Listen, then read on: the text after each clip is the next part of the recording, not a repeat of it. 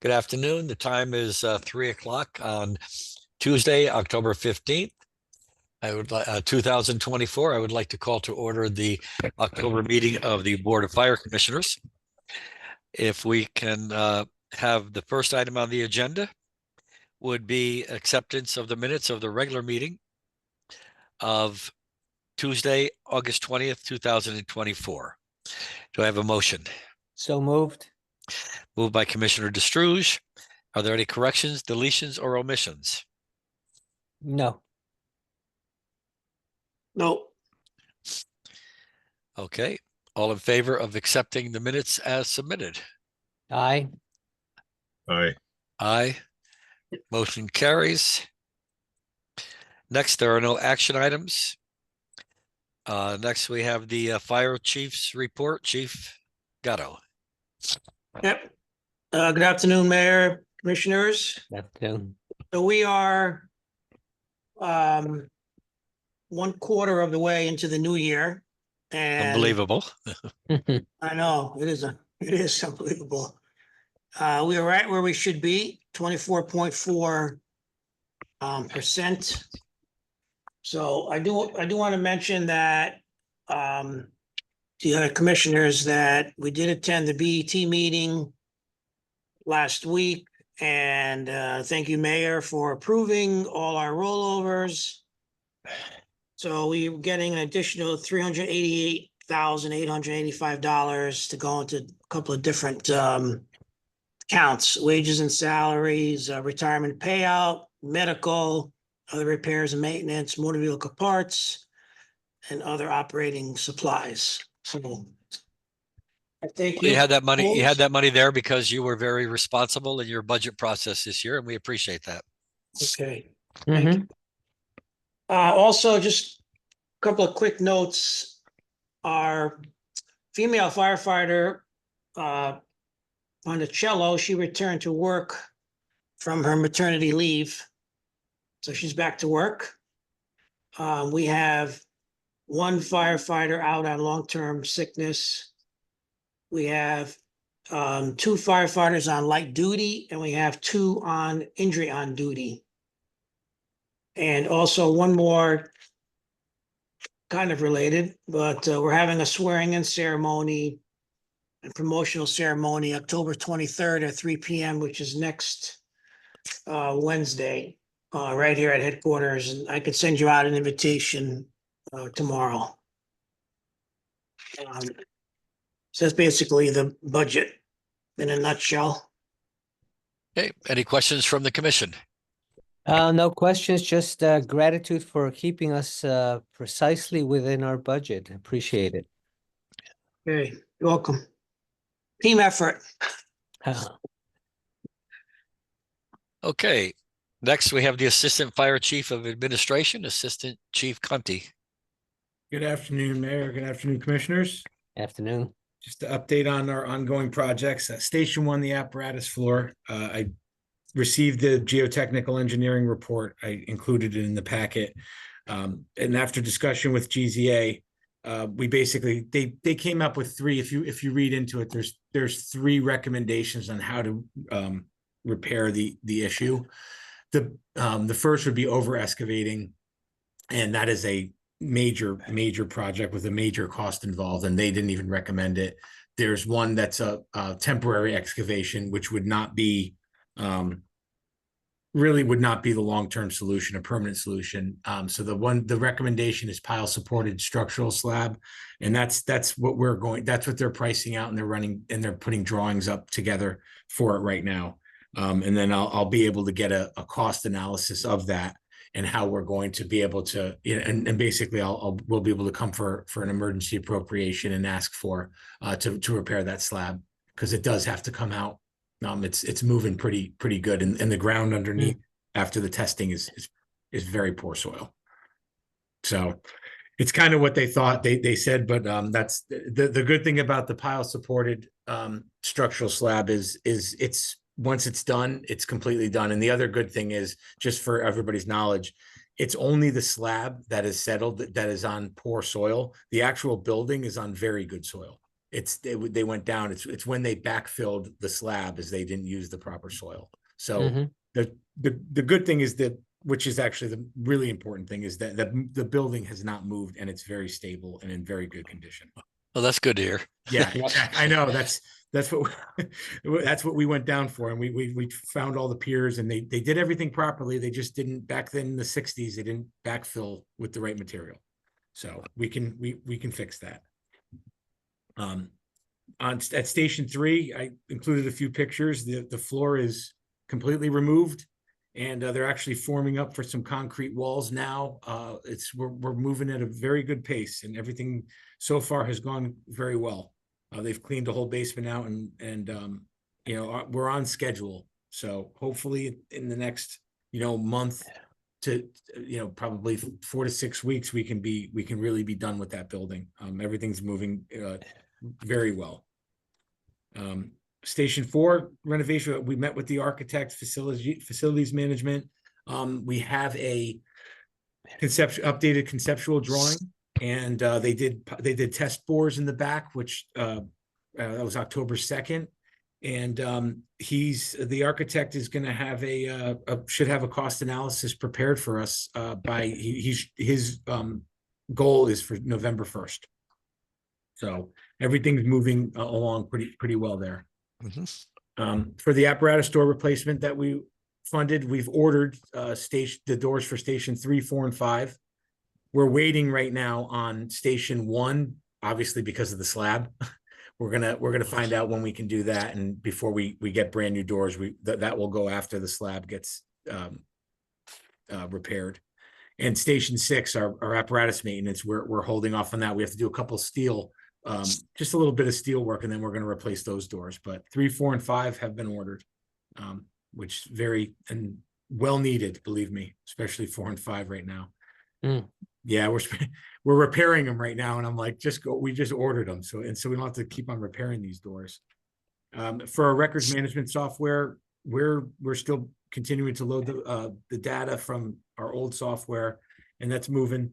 You know, they say tentative live date of November 1st, but reality is we don't have to be out of the old software until January 1st. So we're not going to rush it. We want to make sure we can get all the data in properly, and instead of just piecemealing it. So we've got an extra, you know, couple months there, and we're going to use it just to make sure everything's done correctly.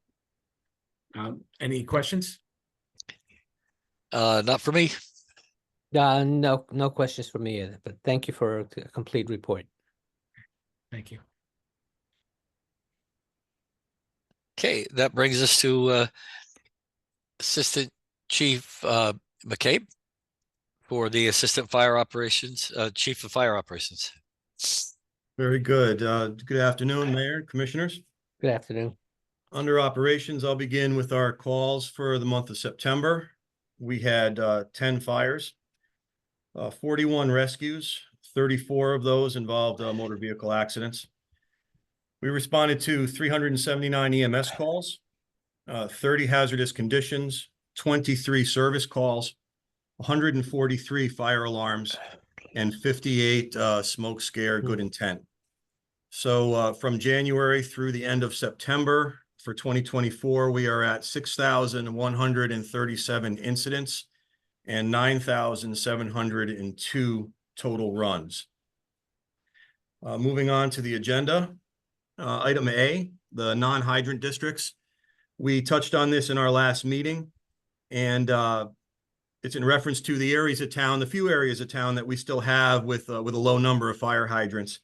And in the past weeks, our Deputy Chief of Engine Operations, Chief Reardon, and I have met with a couple of our neighboring fire chiefs to discuss getting in on Stamford's regional tanker task force. And in short, this task force consists of fire tankers from 5 neighboring towns who can deliver 15,000 gallons of water to the scene of a fire where the home is more than 1,000 feet from a fire hydrant. And then they can continue that water delivery on a circuit for as long as it's needed till the end of the incident.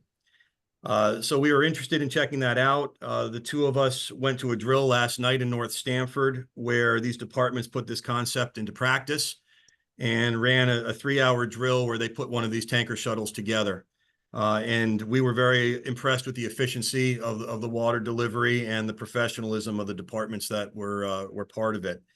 So this is something we're going to pursue further. And while, as I said, the areas with low hydrants in Norwalk are relatively few, I feel that utilizing this tanker task force will ensure sufficient water is delivered quickly to these fires, if they do occur in the future. So we'll be moving forward with that. Item B, the highway emergency scene safety.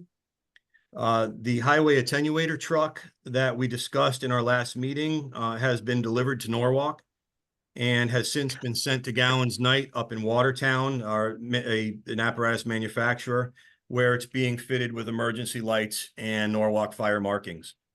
So this truck will respond to I-95, Route 7 connector, and the Merritt Parkway to provide a safety barrier and a safe work zone where firefighters will be operating. Standard operating procedures for this truck are being written now. And hopefully we'll have that truck back to Norwalk and up and running in service within a month or two.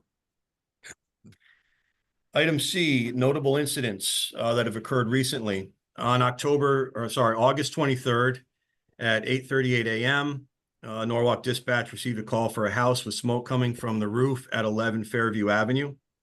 Upon arrival, Car 2 encountered smoke and fire from the top floor in the rear of the building. 2 lines were stretched to the top floor while primary searches and vertical ventilation were performed. The fire was extinguished in under 30 minutes by first alarm assignment, consisting of 3 engines, 2 ladders, 1 heavy rescue, and safety officer. The fire displaced 7 occupants, and there were no reported injuries to firefighters or civilians. The Norwalk Fire Marshal determined the cause to have been faulty electrical wiring. On August 18th at 4:06 p.m., Norwalk received a mutual aid request from the town of Monroe to assist with severe flooding in their town. Engine Company 3 responded with Norwalk's high water rescue truck and a Zodiac. And upon arrival, Norwalk personnel were assigned to rescue victims trapped inside a residence at 328 Old Station House Road. The rescue was performed in cooperation with local volunteer departments, utilizing construction equipment to move personnel over the fast-running water. 3 victims, 2 dogs and 1 cat, were rescued at that time from the structure. And then Norwalk's high water vehicle was also used to transport personnel to and from the incident. On September 14th at 4:04 a.m., residents of number 2 Boxwood Road were awakened by smoke detectors sounding in their home. They quickly evacuated the house as it was filling with smoke and called 911. First arriving fire companies found a heavy smoke condition and fire extending from a chimney into the structure itself. First advancing hose line knocked the fire down, but the structure required extensive overhaul as the fire had made its way into the framing of the walls and the chimney. This fire was a perfect example of why it's essential for homes to have properly installed and working smoke detectors. And finally, on October 4th, 8 members of the Fairfield County Hazmat Comms team were dispatched to Hickory, North Carolina to assist residents in the parts of the state that were hardest hit by Hurricane Helene. Norwalk firefighter Peter Chilla responded with the team, along with Norwalk Fire Department vehicles and equipment. Among their mission duties were to bring food and medical supplies to towns that were cut off to transportation, and they also reestablished communications by setting up mobile cell service units and handing out satellite phones to local officials.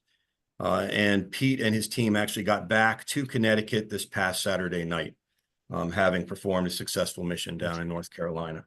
Mm-hmm. I'd be happy to take any questions on any of that report. Any questions from the commission? No questions, but just thank you for the advanced foresight on getting that tanker task force coordination going. It's very important, even though we don't have a lot of empty areas in the Norwalk area. It's best to be prepared. Yeah, I think it'll be a good solution for those areas of town if and when it's needed. Yep, Mhm. absolutely. Okay, anything else? That brings us to Fire Marshal McDonald. Good afternoon, Commissioners. Afternoon. So the September Fire Marshal activity summary, we're pretty consistent for the last few months. The number of inspections for September was up to 185 from 179 in August. The notifications was down from 24 to 19. We had 2 public education events. Those were a fire drill at a complex, and we had the open house. The plan reviews were up quite a bit. We had 34 plan reviews for the month of September, which came to $2,500, and that was up from 27 in August, which was a total of 1625. The liquor licenses stayed the same, 3 at $195 for a total income in September of $26.95. The fire marshal request for investigations. We had 4 fires we were requested to investigate in September. 2 building fires, 1 car fire, and 1 outside. We had 1 code investigation, and that was due to a sprinkler issue, for a total of 5, and that was down, which is a good thing, from 10 the previous month. Our multi-mega inspections continue at the larger apartment sites. 4 sites were done in September for a total of 674 apartments. Wow. We had nothing noteworthy to mention in September, and I'll be happy to take any questions. Good report. Thank you. Thank Yeah. you. No questions. Thank you. Okay, Ms. DeLuca for the emergency management report. Hi, good afternoon. As Kirk mentioned, we had the open house on September 26th. This year we had between 1,300 and 1,500 attendees, which may have been our largest event in either ever or in quite a number of years pre-COVID. Again, collected a lot of food for the open door shelter, and overall, I think had a really good response from the community to that event. The August 18th storm that was mentioned before, we did do some damage assessment and some outreach, but again, really only a few residents reported property flooding. So really no structural damage came in, but worked with Michelle quite a bit on information dissemination for FEMA in case people did have flooding in their homes. The window for that closes for individuals on November 19th. And really the biggest cost to the city was the pumping station on Connecticut Avenue for Keeler Brook. So Veolia and Ralph and Public Works are really on top of that project. It'll be several $1 million. So again, it put us over the threshold for the FEMA damage assessment. So again, it'll be a long time to get the reimbursement, but again, we've got the experience with public assistance. So we're optimistic for some cost recovery on the immediate costs and then possible rebuilding of that site. It is almost Halloween, my favorite holiday. So over the next couple weeks, I'll work with the library and a few other folks on Halloween safety, working with Michelle, of course, and some of the giveaways that we have for little ones. And probably again, the other piece is following Hurricanes Helene and Milton, working with Michelle Woods Matthews on public messaging for how residents can help. Again, there's a lot of scams out there. There's a lot of misinformation. So making sure that residents in the area that want to help, Floridians, folks in North Carolina or Tennessee, know how they can safely donate, how they can safely volunteer, and really, again, not get caught up in some of the scams and misinformation that's out there. And then finally, election security. We have our next regular meeting tomorrow, and that's with the registrar of voters, IT, town clerk, police, fire, EMS, communications, and health department. So we'll have, again, our third one tomorrow, probably one or two more pre-election day, just to make sure everything is taken care of. If there's any questions or issues that come up, that we're not waiting until election day to address those. And I think that's it.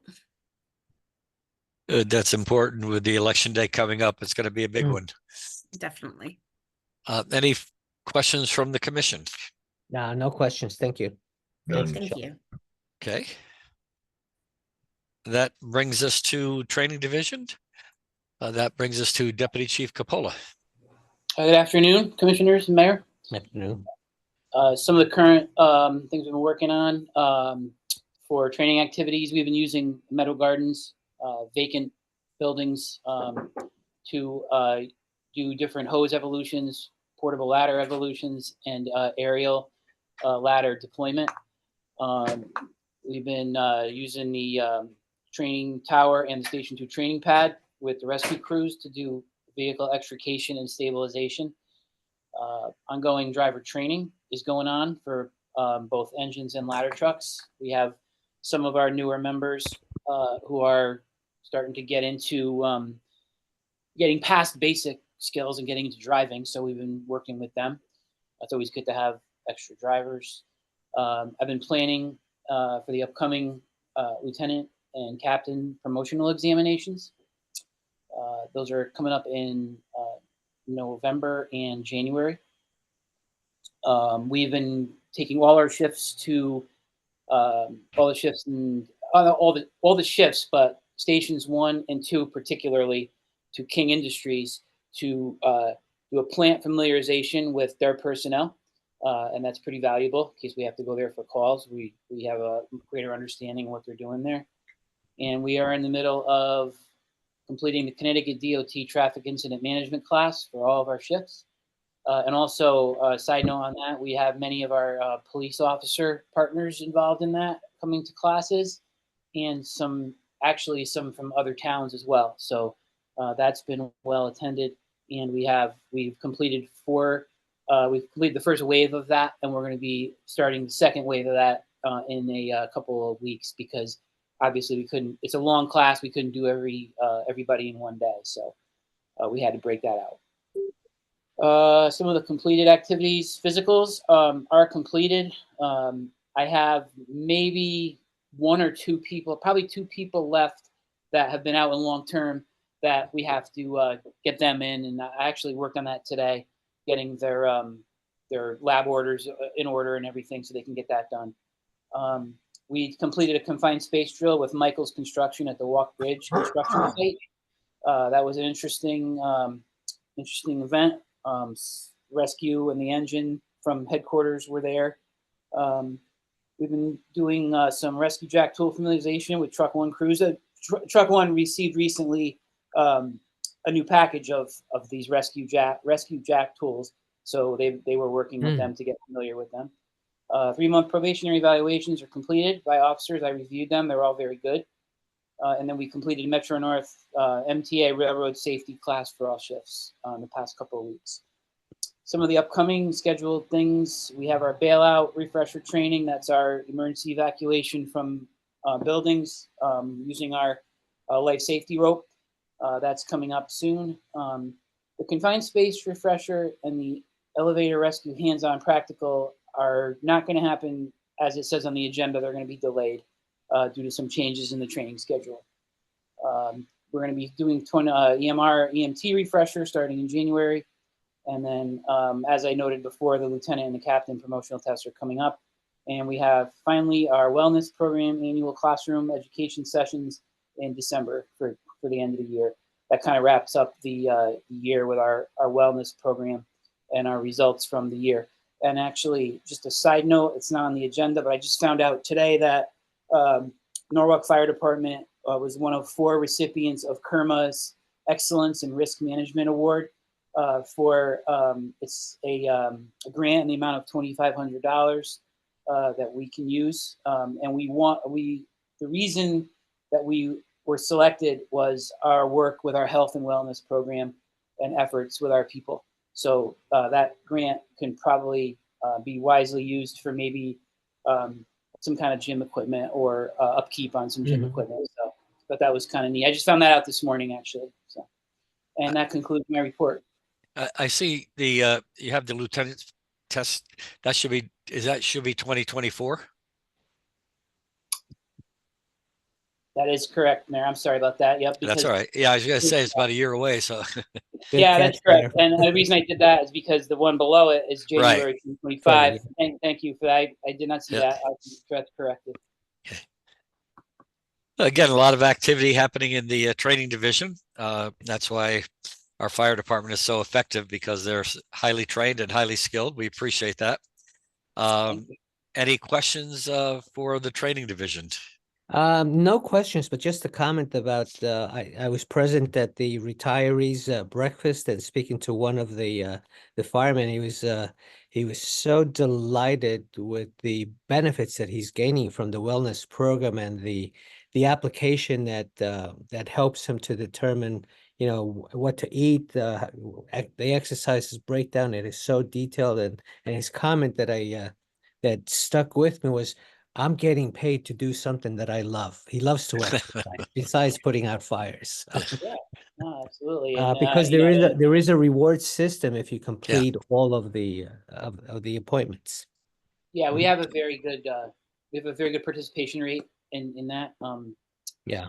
I could get the exact number. I will get the exact number from our And- wellness coordinator. And the other point is, I just want to say thank you for the invitation to the retiree breakfast. It's a wonderful opportunity to get to know not just the retirees, but also the men and women that are part of the department. So I encourage everyone who gets the invitation, try to break whatever else you're doing, because it's a great way to honor the men and women that have provided so much of their life and time to Norwalk. Absolutely, it is. Anything else from the commission? Well, seeing no other information or comment, I will entertain a motion to adjourn. Do we have a correspondence? Do we cover that? I didn't see anything, is there? It says see letters attached, but maybe that's, I didn't see a letter. Oh, okay. One I thought letter. I thought maybe the Yeah, Chief, you want to? Yeah, they're the same two letters that were attached last month, but since the meeting was canceled, I thought we would just Okay. go over it really quickly. Mhm. One was dated September 3rd from probate judge Doug Stern, who, Mayor, obviously, you know, he works in City Hall. Right. He is absolutely delighted and impressed on the work that we did at his own house, because he had a small electrical fire in his basement on Turney Street.